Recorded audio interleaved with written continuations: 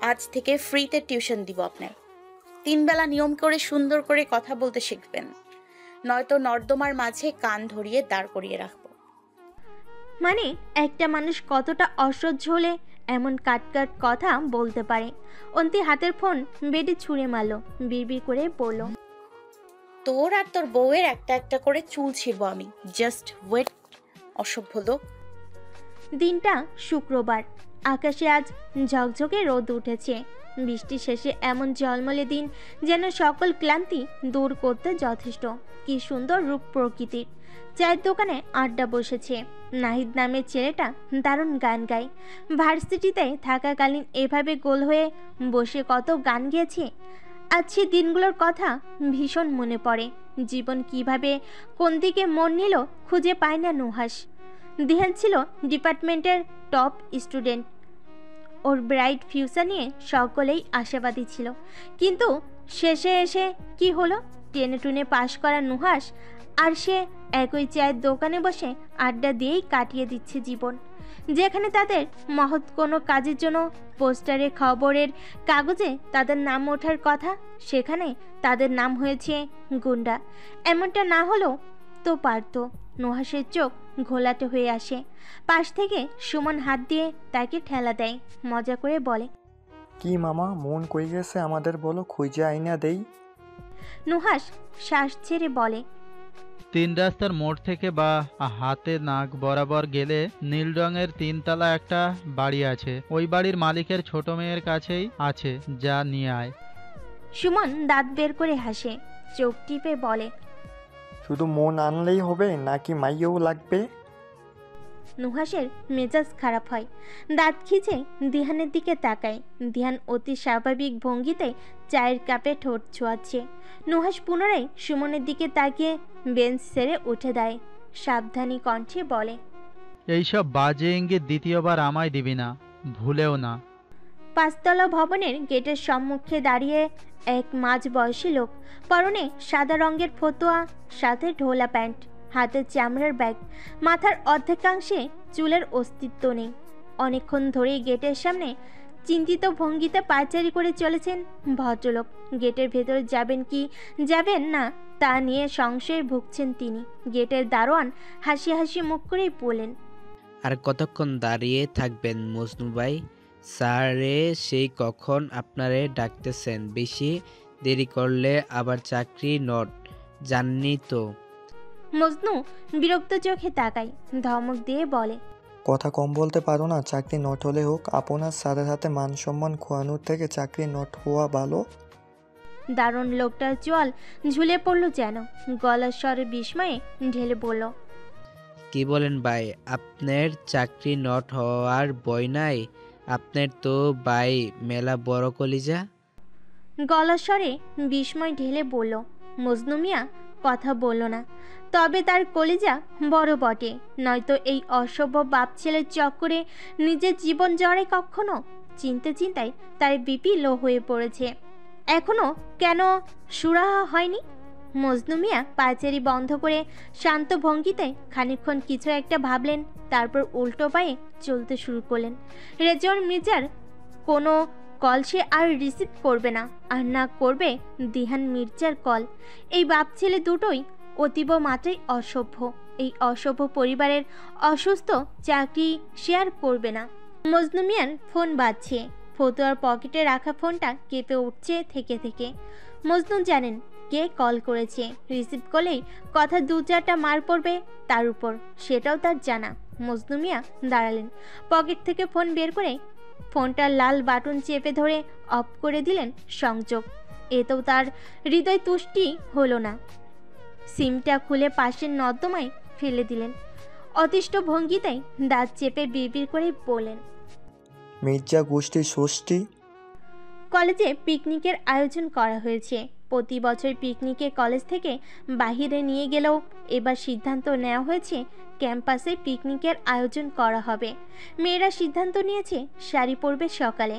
শাড়ি পরার এই ব্যাপারটাই সব থেকে বেশি আগ্রহী অন্তি। ইচ্ছা থাকলেও তার কখনো শাড়ি পরা হয়ে ওঠেনি। এই শাড়ি পরা নিয়ে তার মায়ের ঢের আপত্তি রয়েছে। তার মায়ের অকারণে আপত্তি থাকা ব্যাপারগুলোর মধ্যে এটা অন্যতম।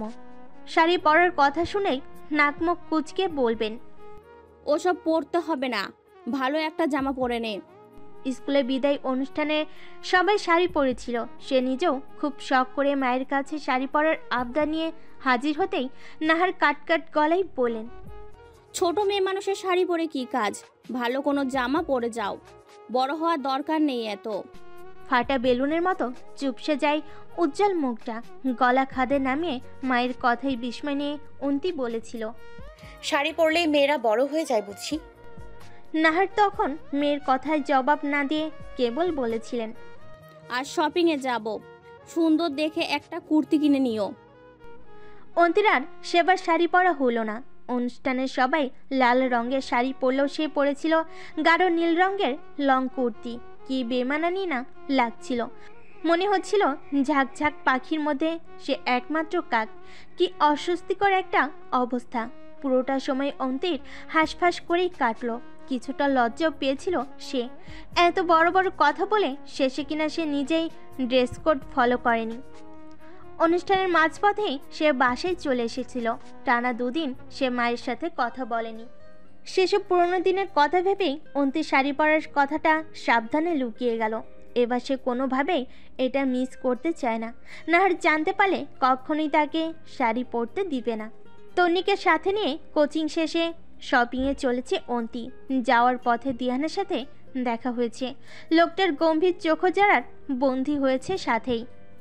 অন্তি খুব সাবলীলভাবেই মুখ ঘুরিয়ে নিয়েছে, যেন দিহান নামক মানুষটার কোনো অস্তিত্ব নেই এ জগতে। অন্তির এহেন কাণ্ডে দিহানের সাথে সাথে বাদ বাকি সকলেই অবাক। তারা যা দেখল তাই কি সত্যি?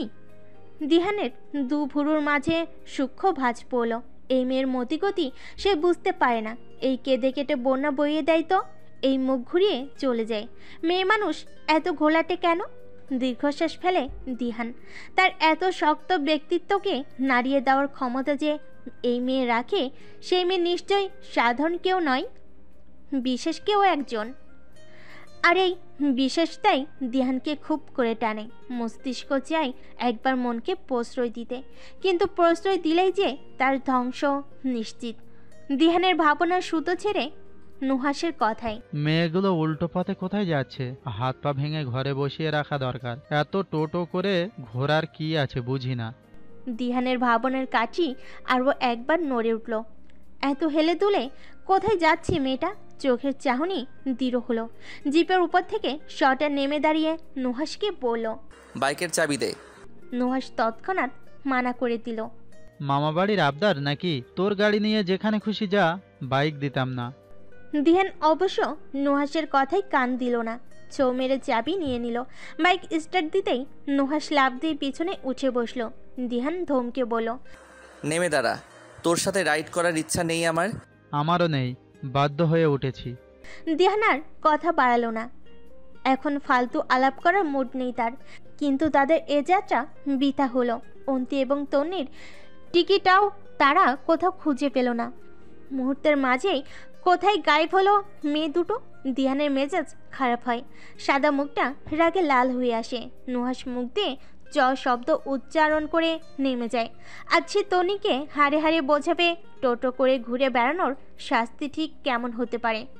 অন্তি ঘুরে ঘুরে কাবাট খুলে সদ্য কিনা না কলাপাতা রঙের শাড়িটা দেখছে। তার কাবাট ভরা জামা কাপড়ের মাঝে শাড়িটা জায়গা পেয়েছে সবার উপরে। এটা তার একমাত্র শাড়ি। সাথে ম্যাচিং করে ব্লাউজ পেটিকোটও কিনে এনেছে সে। কিন্তু তার এই রঙের চুড়ি নেই। বাজারে কোথাও খুঁজে পায়নি ম্যাচিং চুড়ি। এজন্য অল্প অল্প মন খারাপ। কিন্তু ওটা আপাতত কোনো ব্যাপার না। অন্তি উৎফুল্ল মনে হেলে দুলে রুম থেকে বের হয়। ড্রয়িং রুমে তার মায়ের সাথে খোশ গল্পে মগ্ন মিলাকে দেখে মুখ বাঁকায়। মিলাকে রাগাতে নাহারকে উদ্দেশ্য করে বলে, বড় কাকি কি তোমার আদরের মেয়েকে ঘর ছাড়া করেছে মা? আজকাল এ বাসায় যে ঘাপটি মেরে বসেছে। আশ্চর্যজনকভাবে মিলা এ কথায় কোনো জবাব দেয় না। উল্টে নাহার রেগে কিছু বলতে গেলে বলে, ওর কথায় কান দিও না তো মেজমা। তারপর বলো, কোথায় যেন ছিলাম আমরা? ও হ্যাঁ শোনো, অন্তি চোখ কপালে তুলে তাকায়। এই নাকা এত ভালো হলো কবে থেকে? নাকি এটাও নতুন ন্যাকামির টেইলার? গভীর রাত, ব্যস্ত রাস্তা এখন পুরোপুরি নীরব হয়ে উঠেছে। দূর থেকে কুকুরের ডাকের শব্দ ভেসে আসছে। এই গভীর রাতও রাস্তার দিকে মুখ করে বারান্দায় দাঁড়িয়ে লাগাতার কান ধরে উঠবস করছে তনি। চোখ ছলছল করছে মেয়েটার, যখন তখন টুপ করে জল গড়িয়ে পড়বে। কান্না চেপে রেখে ছোট ছোট করে উচ্চারণ করছে। 57, 58, 59। বারান্দা বরাবর রাস্তায় বাইকের সাথে হেলান দিয়ে দাঁড়িয়ে আছে নুহাস। রাস্তার ধারেই হলদে রঙের আলোটাতে তার মুখ জ্বলজ্বল করছে। চঞ্চল চোখ জোড়া নিবদ্ধ সম্মুখে দোতলার শাস্তিপ্রাপ্ত মেয়েটার দিকে। মেয়েটা সে কখন থেকে মাথা নিচু করে আছে, মুখটা স্পষ্ট দেখা যাচ্ছে না। এই ভুলের জন্য কি শাস্তিটা আর একটু বাড়ানো উচিত? নুহাসের আবার দয়ার হৃদয়, প্রেয়সীর এত কষ্ট সে ঠিক সহ্য করতে পারবে না। নুহাস ফোন হাতে কল করলো।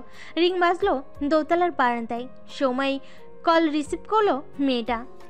কাছে এগিয়ে আসো, সোজা হয়ে দাঁড়াবে, একদম সোজা হয়ে আমার দিকে তাকিয়ে থাকবে, এক বিন্দুও নড়চড় চাই না। আচ্ছা। মেয়েটা সত্যি এগিয়ে আসে, রোবটের মতো করে তাকিয়ে থাকে তার দিকে। এই অল্প আলোতেও সে লক্ষ্য করে মেয়েটার চোখ দুটো লাল হয়ে আছে। কেঁদেছে খুব, নাকের ডগা ও ডালিমের মতো লাল টুকটুকে হয়ে আছে। নুহাস আবিষ্কার করলো মেয়েটাকে কাঁদলে একটু বেশি সুন্দর লাগে। মেয়েটার এই ডালিম রাঙ্গার রূপটাই তার বেশি পছন্দ হয়েছে।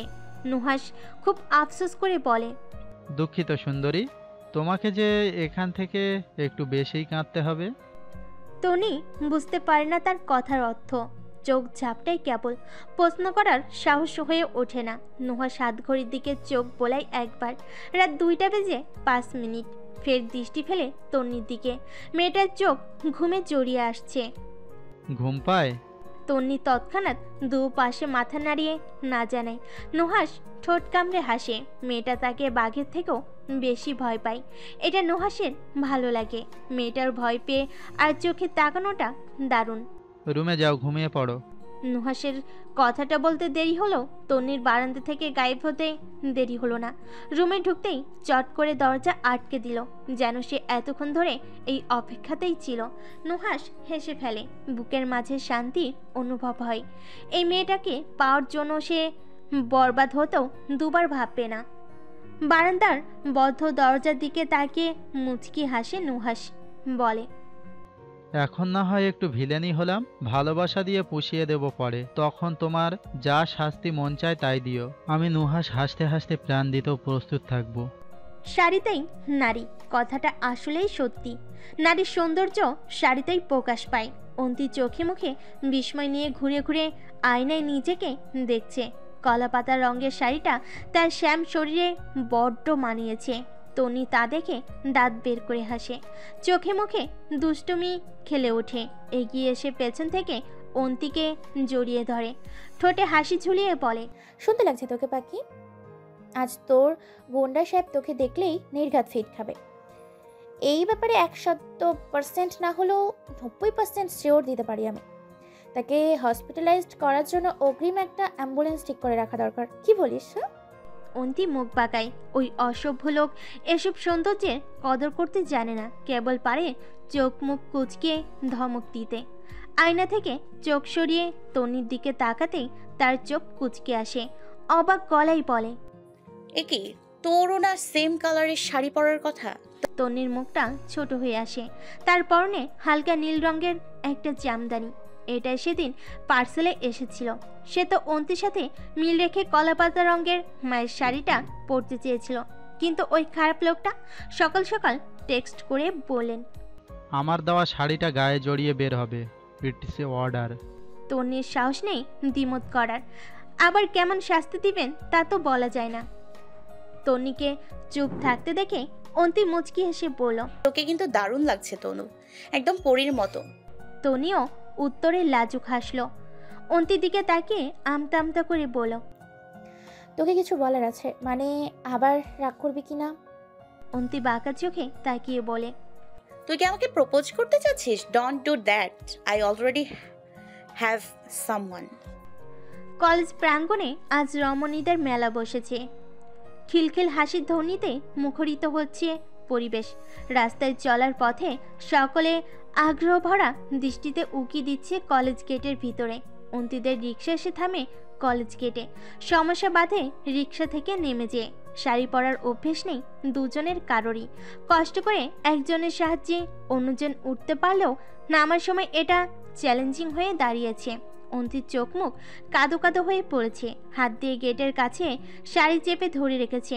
এত কষ্ট করে শাড়ি পরা যদি মাঝ রাস্তায় পায়ের নিচে পড়ে খুলে যায়, লজ্জার সাথে কষ্টের পরিমাণটাও সমানুপাতিক ভাবে বাড়বে। শাড়ি খুলে যাওয়ার চিন্তায় ইতিমধ্যেই অন্তির চোখে মুখে বেদনার ছাপ ফুটে উঠেছে। অসহায় দৃষ্টিতে তন্নির দিকে তাকাতেই তার দৃষ্টি আরো ঘোলাটে হলো। কাদো কাদো কণ্ঠ ধরে তন্নি বলল, আমরা কি আজ এইভাবে পিকনিক শেষ করবো পাখি? এই মুহূর্তে একটা বফের খুব প্রয়োজন বোধ করছি। পৃথিবীতে এত শত অফারের মাঝে বফ সংক্রান্ত কোনো অফারই নেই। আমি 2 মিনিটের অফারটা নিতে চাই। অন্তি কিছু বলতে নিবে তার আগে কোথা থেকে হাওয়ার গতিতে এগিয়েছে নুহাস। পরনে তার নীল রঙের পাঞ্জাবি। রিক্সার কাছে এসে একগাল হেসে উঠল। আরে ভাবি যে, কতদিন বাদে দেখা। নুহাস অন্তির সাথে কথা বলেও তার চোখ ব্যস্ত অন্তির পাশে জুবুতুবু হয়ে বসে থাকা রমণীর দিকে। তাকে দেখতেই মেয়েটা কেমন গুটিয়ে গেছে। অন্তি গাল ফুলিয়ে বলল, ভাবি ডেকেছেন যখন একটু হেল্প করুন, রিক্সা থেকে নেমে দাঁড়াতে। অন্তি কথা শেষ করার আগে নুহাস এসে তন্নির দিকে হাত বাড়ালো। ছোট্ট করে হেসে বলল, নেমে আসুন বিয়ান, আপনার সেবায় এই বান্দা হাজির। তন্নির দৃষ্টিতে অসহায়ত্ব ফেসে গেছে সে। এই মুহূর্তে এই লোকটার হাত না ধরেও উপায় নেই। তন্নি নেমে গেল। অন্তি সেদিকে বাঁকা দৃষ্টিতে তাকিয়ে রইল।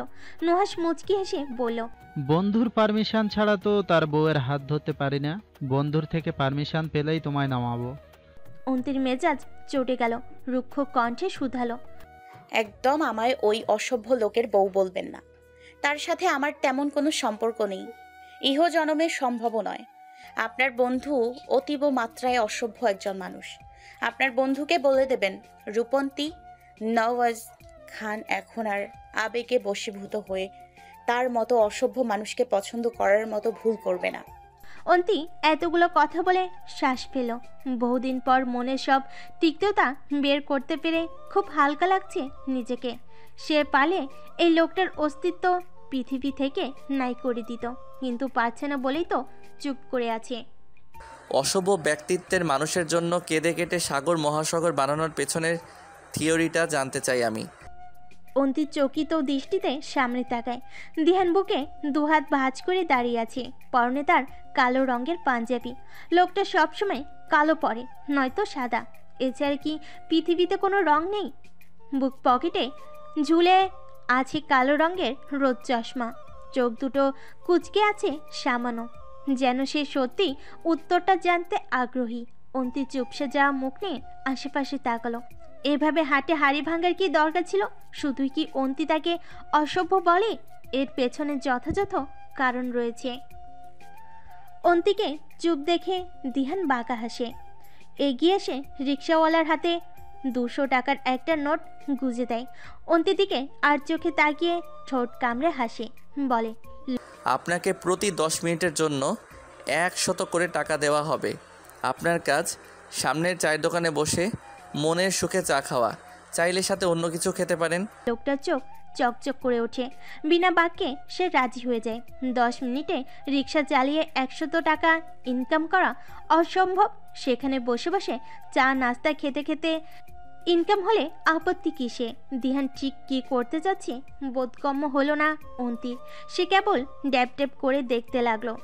তবে তার মস্তিষ্ক সজাগ হয়ে উঠেছে। এই অসভ্য লোক তার অসভ্য মস্তিষ্ক নিয়ে নিশ্চয়ই কোনো জটলা পাকাতে চলেছে। চোখ ঘুরিয়ে তন্নির দিকে তাকালে দেখা গেল সে মাথা নিচু করে মূর্তির মতো নুহাসের থেকে স্বল্প দূরত্ব রেখে দাঁড়িয়ে আছে। অন্তে দাঁতে দাঁত চিপিয়ে তন্নিকে ডাকলো। সেই বিপদের মাঝে আটকে আছে, আর এই মেয়ে দেখো পুতুলের মতো দাঁড়িয়ে আছে। হাত ধর, সংসেজে দাঁড়িয়ে আছিস কেন? অন্তির ধমকে তন্নি ঠোঁট উল্টায়, পা আগাতে গেলেই টান অনুভব করে। নুহাস তার শাড়ির আঁচল হাতে পেঁচিয়ে রেখেছে। তন্নি চেয়েও পারল না সামনে আগাতে। অন্তির দিকে অসহায় চোখে তাকিয়েই অন্তির চোখ রাঙালো। তন্নি পড়ল বিপাকে। সে কিভাবে অন্তিকে বলবে যে সে নিজেও ফেঁসে আছে। দিহান একটা ছেলেকে ডাকলো হাতের ইশারায়। কথাবার্তায় জানা গেল ছেলেটার নাম রাকিব, পেশায় সে দিহানের ভক্ত। অন্তি এটা চট করেই বুঝে ফেলেছে, কারণ ছেলেটা দিহানের কথার আগামাতায় জিভায় জিভায় এভাবেই রিপ্লাই করে যাচ্ছে। অন্তি মুখ বাঁকিয়ে বিড়বিড় করলো। অন্তিকে শেষবারের মতো চমকে দিয়ে দিহান ছেলেটাকে বলল, চোখে চোখে রাখবি। এই যে অতি শুদ্ধ একজন নারী বসে আছে রিকশায়, তাকে যেন কেউ ওখান থেকে নামতে হেল্প না করে। Mind it. ছেলেটা অতি উৎসাহে জবাব দিল, জি ভাই, নো চিন্তা, আমি আছি। এটা কি হলো? অন্তি চকিত হয়ে তাকিয়ে রইল। দিহান অন্তির দিকে তাকানোর ন্যূনতম প্রয়োজন বোধ করল না। সে দিব্যি হেলে দুলে উক্ত স্থান থেকে প্রস্থান করলো। ইতিমধ্যেই নুহাস তন্নির আঁচল ছেড়ে হাত আঁকড়ে ধরেছে। তাতে তন্নির প্রাণ যায় যায় অবস্থা। ভূমিকম্পে নাই তার সর্বশরীর কাঁপছে। এত অত্যাচার কেন তার প্রতি? হাতের বাঁধন ছাড়তে পারবে না যেন সে ব্যর্থ চেষ্টা করছে দুবার। এতে করে নুহাস গলার স্বর খাদে নামিয়ে চরম দুটো ধমক দিয়েছে। তন্নি পুনরায় সেই কাজ করার সাহস করেনি। নুহাস এতে মজা পায়, নীরবে হাসে। বোকা মেয়েটা কেবল তাকে ভয় পেয়েই গেল। একবারও এসব কাজের পেছনে মোটিভ বোঝার চেষ্টা করলো না। করলে হয়তো সেই শুরুতেই নুহাস নামক ধোঁয়াশা তার নিকট স্বচ্ছ পানির ন্যায় হতো। কিন্তু তার রমণী যে বোকা, বড্ড বোকা। এই অতীব সামান্য সমীকরণ মেলানোর মতো পর্যাপ্ত বুদ্ধি তার নেই। আকাশে রোদ উঠেছে খুব। তীর্যক রোদে শরীর থেকে জল গড়াচ্ছে। অন্তি অতিষ্ঠ ভঙ্গিতে কপাল নাক মুছল। রাগে তার নাকের ডগা লাল হয়ে উঠেছে। একটা মানুষ এতটা খারাপ কিভাবে হতে পারে? বিরক্ত দৃষ্টিতে গেটের সামনে চেয়ার পেতে বসে থাকা দিহানকে দেখে সে। লোকটা কেমন নির্লিপ্ত ভঙ্গিতে ফোন টিপছে। এত বড় একটা ঘটনা ঘটিয়ে মানুষ এমন ঠান্ডা মস্তিষ্কে কিভাবে বসে থাকতে পারে? অন্তি আশেপাশে নজর বুলায়। আশেপাশে তাকে সাহায্য করার মতো কেউ নেই। তন্নি সে কখন নুহাসের সাথে ভেতরে চলে গেছে। কতবারও বেইমানি করলো মেয়েটা তার সাথে, ভাবা যায়? রাকিব নামের ছেলেটা ঘুরে ঘুরে নজরদারি করছে, যেন কোথা থেকে কেউ এসে ছো মেরে অন্তিকে নিয়ে যাবে। এসব কর্মকাণ্ডে অতিষ্ঠ হয়ে অন্তি নিজ থেকেই নামার সিদ্ধান্ত নিয়েছে। চেষ্টা ছাড়া এই পৃথিবীতে আজ পর্যন্ত কেউ সফল হতে পারেনি। কবি বলেছেন, একবার না পারিলে দেখো শতবার। সে না হয় একবার চেষ্টা করে দেখলো। শাড়ির কুচি শক্ত করে চেপে ধরে চোখ বন্ধ করে লাফ দিতে নিলেই দিহান এসে তার সামনে দাঁড়ায়। চাপা কণ্ঠে বলে, এনার্জি কেন নষ্ট করছো? সুন্দরভাবে আমাকে বললেই হয়। অন্তি ক্ষিপ্ত দৃষ্টিতে তাকায়, দাঁত চেপে বলে, I don't need your help. বেশ, তবে বসে থাকো। অন্তি শক্ত জবাব দেয়, আমি একাই নামতে পারবো। আমি সেটা হতে দিব না। কেন করছেন এমন? দিহান কাঁধ ঝাঁকিয়ে বলে। ইচ্ছা হলো। অন্তি শান্ত চোখে তাকায়। 2 সেকেন্ডের মাঝে হাত বাড়িয়ে দিহানের কাঁধ ছোঁয়। দিহান চমকে ওঠে, বুকের ভিতর ছলাৎ করে ওঠে। অন্তি শক্তভাবে তার কাঁধ আঁকড়ে ধরেছে। দিহান আশা করেনি অন্তি এভাবে নেমে যাবে। দিহানকে নির্লিপ্ত দেখে অন্তি বলে, কি হলো, নামিয়ে দিন। দিহান নিজেকে ধাতস্থ করে। সে ভুলে বসেছিল যে এটা অন্তি, যাকে পরাজিত করা সম্ভব নয়। কেবল তার নিকট পরাজয় স্বীকার করাই কাম্য। অন্তির ঠোঁট কোণে হাসি খেলে যায়। বেটা রাগী কুমড়া আসছে তাকে হেনস্থ করতে। এত সহজ নাকি? এই রূপান্তী নওয়াজ খানকে হেনস্থা করার জন্য দিহান মির্জাকে দ্বিতীয়বার জন্ম নিতে হবে। এই জীবনে সেটা অসম্ভব। সোমের কাঁটা ব্যস্ত ভঙ্গিতে ছুটছে। ঢাকা শহরের বুকে দুপুর নেমেছে। ঘড়িতে সময় দুপুর 1টা। অন্তি মাঠের এক কোণে জুবুথুবু হয়ে দাঁড়িয়ে আছে। বাঁ হাতে ধরে রাখা তার শাড়ির কুচি, অন্য হাতে মোবাইল সহ পার্স। খোলা চুলগুলো অবাধ্যের ন্যায় উড়ে উড়ে চোখে মুখে পড়ছে। দুহাত ব্লক থাকায় বিরক্ত ভঙ্গিতে মাথা ডানে বায়ে নাড়িয়ে চুল সরানোর বৃথা চেষ্টা চালাচ্ছে। এদিকে সে জায়গা ছেড়ে নড়তেও পারছে না। উঁচু হিলের তলায় শাড়ির কুচি বেঁধে শাড়ি কিছুটা এলোমেলো হয়েছে। এজন্যই মূলত সে এখানে তবদা মেরে দাঁড়িয়ে আছে। হাঁটতে গেলে যদি খুলে যায়। এক শাড়ি পরার জন্য এত সব ইতিহাস তৈরি হবে জানলে সে এই ভুল কিছুতেই পড়তো না। সবাই কেমন হেলে দুলে হেঁটে বেড়াচ্ছে, আর সে এদিকে তনির কোনো খোঁজ নেই। মেয়েটা ওয়াশরুমের নাম করে সেই যে গেল, এখনো এলো না। অন্তি যখন আকাশ কুসুম ভাবতে ব্যস্ত, তখন সেখানে আগমন ঘটল দিহান মির্জার। তাকে খুব চিন্তাগ্রস্ত দেখালো। অন্তির চোখ পিটপিট করে চাইল এই লোকের মতলব কি। দিহান তার স্বভাব সুলভ ভঙ্গিতে পড়ল। কোনো সমস্যা? অন্তি না বোঝার ভঙ্গিতে ডানে বায়ে মাথা নাড়ল, ছোট্ট করে পড়ল, কোনো সমস্যা না। দিহান আশেপাশে তাকিয়ে পুনরায় পড়ল, এভাবে দাঁড়িয়ে আছো কেন? অন্তির জবাবে মুখ ভোতা করে দাঁড়িয়ে রইল। আর যাই হোক, সে তো এখন বলতে পারবে না তার শাড়ি খুলে যাওয়ার ব্যাপারটা। লজ্জা বলেও তো একটা ব্যাপার আছে। প্রশ্নের সাথে সাথে উত্তর না পেলে মেজাজ তিতো হয়ে আসে দিহানের। সেখানে এই মেয়েটা প্রতিটা জবাবের আগে মৌনতা পালন করে। দু একটা থাপ্পড় লাগালে এতদিন ঠিকঠাক হয়ে যেত, কিন্তু সেটা পারছে না আপাতত। তেমন করলে এই মেয়ে তার জিনা হারাম করে দিবে। দিহান দু আঙ্গুল দিয়ে কপাল ঘেঁষে ফোঁস করে নিঃশ্বাস ফেলে বলে, যা পড়তে পারো না তা পড়ো কেন? দ্বিতীয় দিন যেন তোমায় শাড়িতে না দেখি। অন্তি ঠোঁট উল্টে তাকালো, শাড়ির কুচি শক্ত করে ধরে রাখলো। লোকটা বুঝলো কিভাবে? অন্তি আগ্রহ ভরা দৃষ্টিতে দিহানের পানে চাইল, পরপর পাতলা ঠোঁট জোড়া নাড়িয়ে বলতে নিল, আপনি বুঝলে কি? তার কথাকে অসম্পূর্ণ রেখে দিহান উল্টো পথে পা বাড়ালো। যেতে যেতে শাসিয়ে বলল, এখানে দাঁড়িয়ে থাকবে? কাউকে পাঠাচ্ছি। অন্তি কথা শুনে চুপটি করে দাঁড়িয়ে থাকে। তবে দিহান দু কদম এগিয়ে হঠাৎ দাঁড়িয়ে পড়ে। পেছন ফিরে অন্তির দিকে তাকিয়ে বাঁকা হেসে বলে, চুমু খেতে চাইতে লজ্জা লাগে না, আর সামান্য শাড়ি খুলে গেছে বলতে এত লজ্জা? Impressive performance, I am impressed. কথা শেষ করে ঝড়ের গতিতে প্রস্থান করলো দিহান। তবে অন্তি শক্ত হয়ে দাঁড়িয়ে রইল, তার চোয়াল ঝুলে পড়েছে। লোকটা কি বলে গেল? পরক্ষণে লজ্জায় মুখ লাল হয়ে ওঠে। ইস, আবেগের বশে কোনো একদিন চুমু খাওয়ার কথা না হয় সে বলেছিল, সেটা এতদিন মনে রাখার কি দরকার ছিল? লোকটা নিশ্চয়ই তাকে লজ্জায় ফেলার জন্য সেসব কথা নোটমার্ক করে রেখেছে। অন্তি চিন্তিত ভঙ্গিতে ঠোঁট কামড়ালো। এই মানুষটা তো চরম অসভ্যের সাথে নির্লজ্জ বের হলো। এত সব খারাপ গুণ কেন তার মাঝেই থাকতে হলো? অন্তি কিভাবে ওভারকাম করবে এসব গুণ? প্রায় 10 মিনিটের মাথায় একটা আপু এলো। কোলে তার 4 কি 5 বছরের একটা মেয়ে। অন্তিকে দেখতেই হেসে বলল, সরি, তুমি রূপতি বুঝি? অন্তি মিষ্টি হেসে মাথা নাড়ল। আপুটা অন্তিকে বলল, একটু কষ্ট করে ক্লাসরুমে চলো। এভাবে মাঠে বসে তো শাড়ি ঠিক করা যাবে না, হাঁটতে পারবে? অন্তি ছোট্ট করে জবাব দিল, পারবো। গুড, আসো তাহলে। শাড়ি ঠিক করতে করতে আপুটার সাথে অনেক কথাই হলো অন্তি। তাদের কথার মেইন টপিক ছিল দিহান। আপুর ভাষ্যমতে দিহান এককালে তারও ক্র্যাশ বয় ছিল। দিহানকে পরপর 4 বার প্রেম প্রস্তাব দেওয়ার পর দিহান তার গালে বরাবর ঠাটিয়ে এক থাপ্পড় মেরেছিল, যদিও এর যথেষ্ট কারণ ছিল। অতিরিক্ত আবেগের বশে সে হাত পা কেটে বসেছিল। অনুভূতি স্লোগান ছিল, প্রাণ যায় যাক, আমার তুমি হলেই চলবে। কিন্তু তার অনুভূতি দুয়ানা দাম দিহান দেয়নি।